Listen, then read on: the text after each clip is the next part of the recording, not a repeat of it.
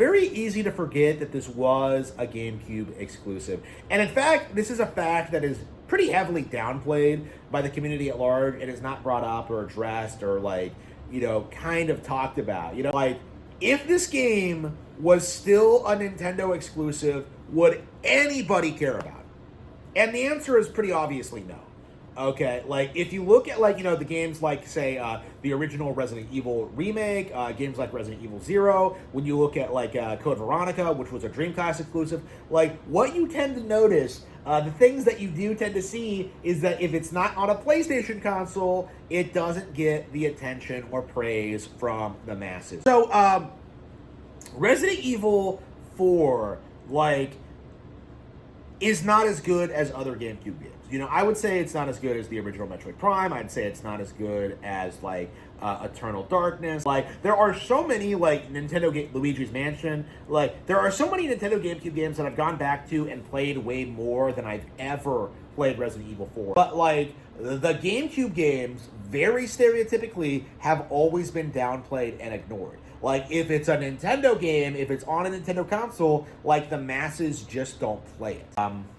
It simply isn't as good as it could have been because it didn't stick with its Nintendo roots. Like, what Resident Evil should have done after 4 was just like, oh yeah, we have this a third-person shooter on the best hardware, the Nintendo hardware. Let's make it the de facto, like, horror action game franchise.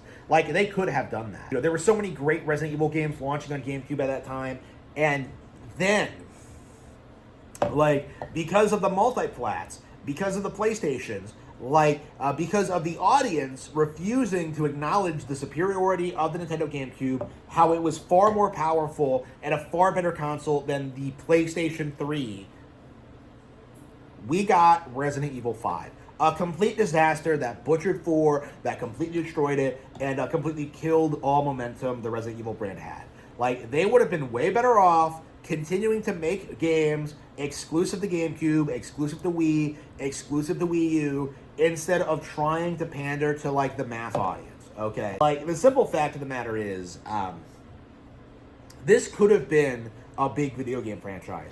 Like, they could have made a big deal out of Resident Evil 4. They could have endlessly, like, made sequels. The simple fact of the matter is, they gave it all up simply so they could grift off the PlayStation thing. That is why Resident Evil has fallen off. It's why we're never going to get a game like 4 again.